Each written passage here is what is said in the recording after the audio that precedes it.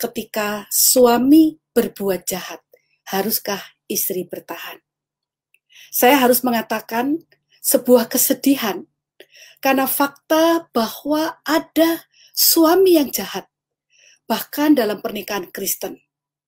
Dan hari ini ketika saya menyampaikan topik ini tidak berarti bahwa itu semata-mata ada hanya suami yang jahat, tetapi juga bisa terjadi istri yang jahat. Tapi fokus kali ini kita membicarakan tentang ketika suami berbuat jahat. Kemudian harapan yang terbesar di dalam penyampaian topik ini adalah untuk membela hak-hak istri Kristen. Supaya ketika di dalam pernikahan menghadapi keadaan yang sangat sulit dan berat, tetap berhasil untuk menggenapkan rencana Tuhan di dalam hidup para istri-istri Kristen sesuai dengan panggilan hidupnya. Di dalam Alkitab dikisahkan tentang seorang perempuan yang sangat saleh dan baik tetapi bersuamikan suami yang jahat, yaitu Abigail dengan suami yang bernama Nabal. Alkitab menjelaskan tentang Nabal ini, boleh saya katakan mewakili, menggambarkan suami-suami yang jahat, kejam, amat sadis, mungkin sekali melakukan kekerasan fisik dan mungkin berzina, dan semua kondisi yang membuat Abigail seharusnya tidak sanggup bertahan. Di dalam 1 Samuel pasal 25 dikisahkan bahwa nanti sampai akhir hidup Nabal, ternyata Abigail masih bertahan, dibaca tidak bercerai. Bahkan ketika Abigail mendengar bahwa suaminya yang jahat itu sedang menghadapi sebuah ancaman yang mungkin akan mengakibatkan kematiannya, karena suaminya yang jahat itu telah menghina Raja Daud dalam pelarian dikejar oleh Saul. Ketika Raja Daud meminta untuk bekal makanan untuk prajurit, ternyata dihina oleh suaminya dan menimbulkan murka dalam hati Raja Daud dan memutuskan untuk membunuh. Sebenarnya bagi seorang Abigail yang sangat menderita, yang putus asa, dan mungkin sudah meratapi hidupnya yang tidak bahagia, bukankah ini kesempatan baik bahwa suaminya yang jahat itu akan meninggal dan boleh dianggap sebagai hukuman Tuhan? Tetapi yang sangat mengagumkan, Abigail memutuskan untuk menghadapi Raja Daud dan mengatakan hal-hal yang membuat Raja Daud tidak melakukan tindakan yang akan membunuh suaminya. Apa yang sebenarnya menjadi prinsip hidup Abigail yang kita akan belajar? Dari percakapan Abigail dengan Raja Daud, di sana dinyatakan bagaimana Abigail adalah seorang yang sungguh-sungguh mengenal Tuhan. Di dalam apa yang ia ungkapkan kepada Raja Daud, Abigail mempercayai satu hal tentang Allah, bahwa Allah yang dia kenal dan Allah yang dia hidupi ketika dia menghadapi pernikahan yang penuh penderitaan, air mata, dan membuat dia bisa putus asa dan mungkin akan mengakhiri hidupnya sendiri. Ia percaya bahwa Allah yang dia kenal adalah Allah yang providensial. Di dalam perjanjian baru, Tuhan Yesus menjelaskan dengan sangat detail apa pengertian Allah yang providensial.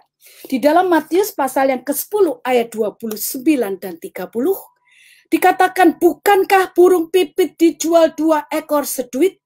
Namun seekor pun daripadanya tidak akan jatuh ke bumi di luar kehendak Bapamu. Dan kamu, rambut kepalamu pun terhitung semuanya. Hal yang sama dikatakan dalam Lukas 21 ayat 18, bahwa tanpa izin Tuhan tidak ada sehelai rambut pun jatuh. Marilah kita akan belajar bersama bagaimana percaya kepada Allah yang providence, Allah yang memelihara, Allah yang in charge, sehingga tidak ada sesuatu pun yang terjadi dalam hidup kita jikalau Tuhan tidak mengizinkan. Ada beberapa prinsip yang akan kita pegang. Yang pertama, bahwa Abigail memutuskan bahwa ia menyerahkan hidupnya dan berlindung kepada Tuhan. Tuhan menjadi hiding place. Ketika kita memikirkan hiding place, kita akan mengingat sesuatu ketentuan Tuhan di dalam perjanjian lama, yaitu disebutkan di dalam kitab Imamat dan di dalam Bilangan 35. bahwa ketika ada orang yang terancam hidupnya untuk dia bisa mati, maka Tuhan memerintahkan harus ada kota-kota perlindungan. Nah, hari ini kita akan belajar bagaimana Allah Providence itu bisa menjadi pengharapan dan kekuatan bagi para istri-istri Kristen ketika berhadapan dengan suami yang kejam, jahat, berkhianat, berzina, melakukan kekerasan fisik, dan seterusnya. Yang pertama, saya akan memberikan sebuah ilustrasi. Bertepatan dengan COVID ini ya. Kalau suami kita kena COVID, apa yang akan kita lakukan? Kita akan membawa suami ke rumah sakit. Dan setelah dinyatakan ya COVID, maka suami akan dirawat di rumah sakit. Dan kita pulang. Terjadi sebuah perpisahan antara istri dan suami. Apa yang memisahkan? Sakit. Yang mempunyai risiko terjadinya penularan yang bahkan bisa mengakibatkan kematian. Tapi bagaimana kalau kondisinya sakit jiwa? Suami yang sakit jiwa sampai bisa mengeluarkan kata-kata makian yang merendahkan martabat dan yang meruntuhkan dignity seorang perempuan yang diciptakan dalam gambar dan rupa Allah. Kemana tempat perlindungan? Kalau orang sakit fisik, perlindungannya ke rumah sakit. Itu yang Allah sediakan. Allah yang providensial menyediakan rumah sakit. Kalau sakit jiwa, sehingga menganiaya istri dengan menyakiti, bersikap sadis, kekerasan fisik, bahkan melakukan perzinahan, bermain perempuan, dan melakukan hal-hal yang sangat kejam kepada istrinya. Yang kita perhatikan di dalam masyarakat hari ini, sepertinya kalau sakit fisik itu sah pergi ke rumah sakit. Tapi kalau sakit jiwa, yang mengakibatkan tindakan-tindakan yang tidak manusiawi, bahkan mungkin lebih kejam dari seekor binatang terhadap istrinya. Tidak ada sebuah jalan keluar yang terhormat seperti dibawa ke rumah sakit. Mengapa? Karena ketika istri mau membawa suami ke dokter jiwa, ke konselor, mau pergi ke psikiater, suami bisa menolak. Dan istri tidak berdaya. Lagi pula istri akan tertekan dengan perasaan kalau saya membawa ke pihak luar untuk kondisi suami yang berbuat jahat, itu akan membuka aib keluarga. Sehingga keputusannya adalah menyembunyikannya, membiarkannya, dan menghadapinya sendiri.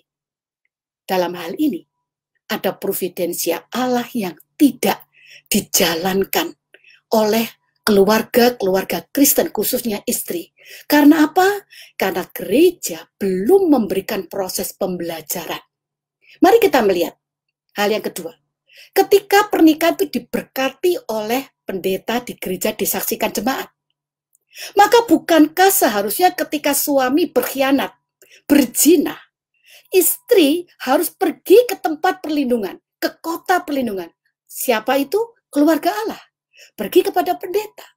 Supaya pendeta memanggil saksi-saksi, para rohaniwan, untuk dalam tanda petik menghakimi seorang suami yang telah mengkhianati janji pernikahan. Dan itu yang menjadi alasan mengapa pernikahan diteguhkan di depan jemaat. Tetapi mengapa ketika seorang istri mendapatkan perlakuan kejahatan suami yang berzina, yang mengkhianati pernikahan, gereja tidak melakukan hal-hal yang bermakna untuk menggambarkan the providence of God.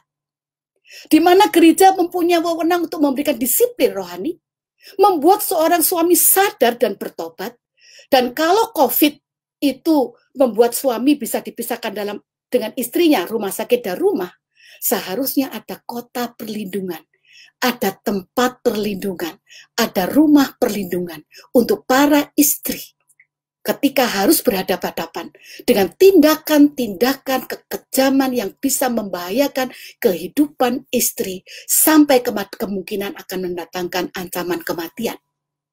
Tempat perlindungan bagi istri-istri yang menghadapi suami yang jahat itu tidak disediakan oleh komunitas orang percaya pada zaman modern. Dan inilah yang menyebabkan ketika tidak ada tempat perlindungan, istrinya harus berjuang sendiri. Bahkan keluarga inti seringkali tidak bisa terlibat dengan alasan itu rumah tangga orang lain. Kita tidak bisa terlibat. Jadi ada hal-hal yang sedang terjadi dalam keluarga Kristen yang menyebabkan istri-istri tidak punya solusi untuk lari ke rumah perlindungan, tempat perlindungan. Dalam hal ini itu adalah cara Tuhan memberikan perlindungan. Termasuk ketika istri mengalami kekerasan fisik, Tuhan menyediakan rumah perlindungan. Apa itu? Pemerintah. Bahwa kalau orang melakukan kekerasan fisik dan dia bukan suami, dia bisa masuk penjara. Tetapi karena mengapa kalau suami, seorang istri tidak boleh datang meminta perlindungan hukum? Tentu saja dimulai dengan meminta perlindungan hukum ke gereja. Gereja perlu punya tim ahli hukum, tim ahli untuk menolong masalah kejiwaan, tim ahli untuk menolong masalah-masalah mental dan moral. Apa yang seharusnya diterjemahkan oleh gereja sebagai rumah perlindungan, rumah hiding place untuk istri-istri yang mengalami kejahatan dari suami, tidak tersedia. Dan inilah yang menyebabkan mengapa akhirnya banyak keluarga Kristen berakhir dengan perceraian yang seharusnya tidak perlu terjadi. Apa yang sementara ini memasung, memenjarakan seorang istri yang menderita harus berjuang sendiri, mencari jalan keluar sendiri. Ini saatnya ketika seorang istri yang telah ditebus oleh Kristus, yang mempunyai panggilan untuk memenuhi panggilan Allah dalam hidupnya, dan ketika menghadapi pernikahan yang membuat dia tidak bisa menghidupi panggilan Allah, membuat dia tidak bisa menikmati the providence of God, bukankah prinsip Alkitab mengajarkan kepada kita hal yang harus dilakukan oleh keluarga inti dan keluarga ilahi? Ada beberapa hal praktis yang bisa dilakukan. Yang pertama, ketika seorang istri berhadapan-hadapan dengan suami yang betul-betul kategorinya, seperti yang sudah saya jelaskan tadi, kejahatan-kejahatan yang tidak bisa diselesaikan kecuali istrinya berlindung di dalam hiding place yang Tuhan siapkan di dalam kehidupan bergereja dan bermasyarakat, maka yang pertama, istri harus percaya. Istri mempunyai hak untuk melakukan tindakan melindungi dirinya dalam providence of God. Langkah pertama, datang pada keluarga inti untuk meminta nasihat dan keluarga inti memberikan support. Kedua, datang pada keluarga Allah ketika support dari keluarga inti tidak cukup untuk melindungi dirinya. Dan gereja harus memprovide, menyediakan rumah perlindungan dan tempat perlindungan di mana urusan ini diselesaikan dengan penuh tanggung jawab dan totalitas. Dan ketika itu dilakukan dengan sangat profesional sebagai perwujudan the providence of God, pemeliharaan Allah di dalam kehidupan keluarga-keluarga Kristen yang mengalami kesulitan besar. Biasanya yang disediakan oleh gereja adalah mengadakan seminar bagaimana menjadi pria yang sejati, menjadi istri yang bijak. Tetapi hal-hal seperti ini tidak cukup untuk melindungi seorang istri yang berhadapan-hadapan setiap hari. Dan menurut saya itu sangat tidak adil ketika untuk penyakit COVID yang bisa mendatangkan kematian, pergi ke rumah sakit itu dianggap sesuatu yang baik dan baik-baik saja, tidak menimbulkan aib. Mengapa ada sebuah image, sebuah pola pikir yang mengatakan kalau seorang istri pergi berjuang ke konselor, ke psikiater, pergi kepada ahli hukum yang disediakan oleh gereja, itu dianggap sebagai sesuatu yang tidak patut dilakukan karena itu membuat malu keluarga. Dan akhirnya rencana iblis untuk membuat gagal tujuan pernikahan itu terjadi. Karena sebuah sistem yang didesain oleh gereja menyediakan gereja sebagai rumah perlindungan, kota perlindungan, hiding place sebagaimana sudah diajarkan di dalam firman Tuhan. Itu tidak disediakan secara terbuka. Di mana gereja di dalam mimbar-mimbar perlu mengumumkan bahwa untuk keluarga Kristen yang pemberkatan nikahnya dilakukan di gereja mempunyai hak-hak untuk mendapatkan perlindungan gereja. Sehingga ketika istri Kristen mencari perlindungan, itu tidak dianggap sebagai sesuatu yang tidak baik. Hari ini kita melihat bahwa ending dari kisah Abigail, waktu dia berlindung kepada Allah. Pada saat dia pulang ke rumah setelah dia berbicara kepada Daud dan Daud membatalkan rencana untuk membunuh Nabal, dia menyampaikan kepada suaminya pada hari esok. Dengan penuh bijaksana, Abigail menyampaikan bahwa ia telah melakukan hal-hal yang seharusnya. Apa yang terjadi? Pembelaan Tuhan berlaku. Nabal mengalami yang disebut dia berhenti dan membatu. Itu kalau memakai bahasa sekarang itu kemungkinan besar stroke. Selama 10 hari, Nabal tidak bergerak. 10 hari kemudian, Nabal mati. Nabal menerima hukuman dari Tuhan. Tanpa ada catatan dalam Alkitab bahwa Nabal bertobat. Pembelaan Tuhan. Perlindungan Tuhan untuk seorang Abigail. Ini menjadi sebuah kekuatan bagi para istri. Bahwa kalau kita atau ada orang yang kita kenal membutuhkan kota perlindungan, tempat perlindungan, maka itu adalah hal yang boleh kita bela, kita dukung, dan kita melakukannya dengan segenap hati sebagai saudara-saudara yang menerjemahkan the providence of God. Biarlah Tuhan memberikan kepada kita dan pemimpin-pemimpin gereja untuk melakukan hal-hal yang harus dilakukan, yang karena tidak dilakukan dengan jelas, dengan kuat, melahirkan banyak keluarga Kristen terpaksa mengakhirinya dengan bercerai. Padahal seharusnya ketika prinsip Alkitab ini dapat dijalankan dan istri-istri mempunyai keberanian untuk lari ke kota perlindungan, mencari perlindungan dan mendapatkan jawaban, keluarga-keluarga Kristen akan dapat bertahan. Suami-suami yang harus dipenjara, mungkin harus didisiplin rohaninya, mengalami disiplin gerejawi, melalui berbagai macam hal, mereka akan mengalami disiplin dari Tuhan, mendatangkan pertobatan. Dan itulah artinya gereja sebagai persekutuan orang percaya yang mendukung perjalanan bersama, mensyukuri penebusan Tuhan Yesus, dan memenuhi panggilan Tuhan sampai kita bertemu dengan Tuhan. Kiranya Tuhan memberkati kita dan kita boleh percaya the providence of God tidak ada sehelai rambut jatuh kecuali diizinkan oleh Tuhan. Tuhan memberkati. Amin.